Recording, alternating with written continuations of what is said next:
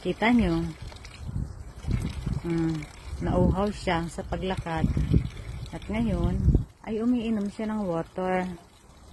Kasi dito sa Switzerland, yung mga nagbabike, yung mga sport, nag-sport, yan. Pag wala ng tubig yung ano nila, lagayan nila ng tubig, kumukuha sila dyan. Kahit sino, umiinom dyan. Drink water yan. Kita nyo? O, diba? Okay, babu. Yan, nakita nyo, naiiba naman yan. O. Ayan, nagpapahinga siya. Ayan, umalis na naman. Diba, sabi ko sa inyo, marami dito yan.